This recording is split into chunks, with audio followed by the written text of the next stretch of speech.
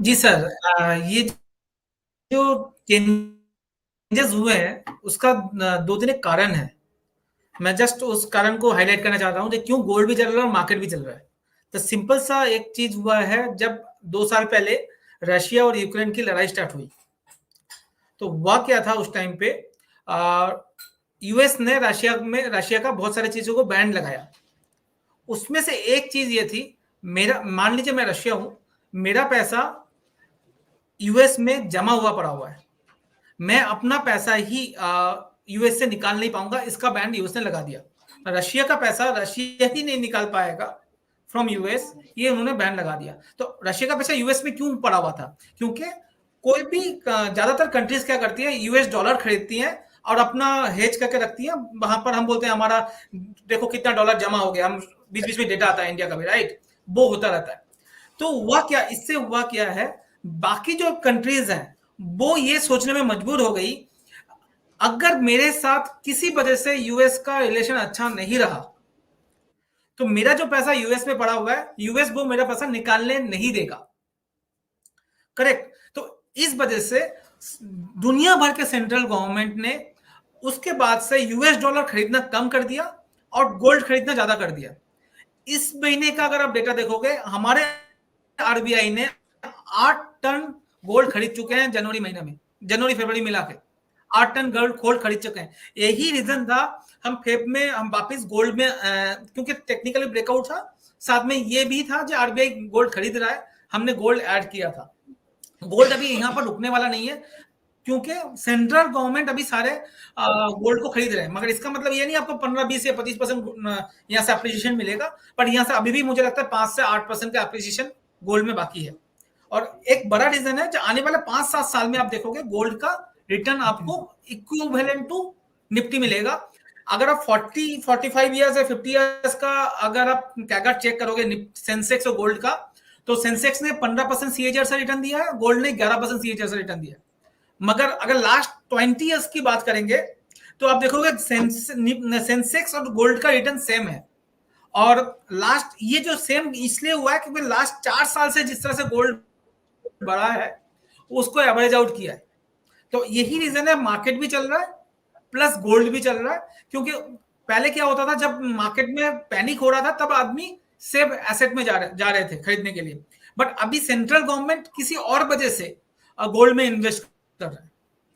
तो ये रीजन है, जो गोल्ड भी चल रहा है प्लस निफ्टी भी चल रहा है। और निफ्टी वैल्यूएशन वाइज मुझे एज ए एनालिस्ट, मुझे पर्सनली इतना कोई महंगा नहीं लग रहा। पहले जो 17 18 19 में जब निफ्टी चला था, तब ये होप में चला था अर्निंग अच्छी आएगी। अभी जो निफ्टी चल रहा है वो अर्निंग बेस पे चल रहा है, जितना अर्निंग आ रहा है उसके हिसाब से चल रहा है। तो अगर आप देखोगे 2023 के स्टार्टिंग में निफ्टी का पी 20 21 का हुआ करता था, जब निफ्टी 18,000 17,000 हुआ करती थी। आज 2024 में हम निफ्टी 22,500 में है, मगर पी उतना ही है। अगर फॉरवर्ड पी देखेंगे तो 20.5 का पी है, मतलब पी रेशियो में कोई चेंजेस नहीं आया है। तो जो अर्निंग है उसको पूरी तरह से नेगलीफाई कर रहे हैं। और आने वाले 1 साल में ये एक्सपेक्टेशन है 1125 रुपए का अर्निंग और आने वाला है। तो यहाँ से निफ्टी अगर 15% चलता है और ये अर्निंग आता है, तो निफ्टी का पी सेम रहेगा आने वाले 1 साल के बाद भी। मतलब यहाँ से 1500 पॉइंट हो गया, 22,500 से 24,000 से 24,500 अगर आपको पूरे साल में देखने को मिलता है by the end of December, आपका निफ्टी महंगा नहीं होगा। जस्ट मैं ये ऐड करने की कोशिश कर रहा था। तो निफ्टी महंगा है ये सोच के आप बाहर ना बैठे। ये स्टॉक पैसे भी बहुत सारे स्टॉक्स होंगे जो अपने वैल्यूएशन से काफी ऊपर है, जैसे रेलवे स्टॉक्स हैं। मैं अरुण जी से पूरी तरह से सहमत हूँ। रेलवे स्टॉक आपको याद हो, हमने जनवरी के लास्ट में निकाल दिया था और वो भाव आज भी नहीं आया है। आज 3 4 महीना हो गए और उससे भी अभी 30 40% नीचे है। और अभी भी यहाँ से करेक्शन और भी मुझे लग रहा है 1 2 स्टॉक छोड़ के।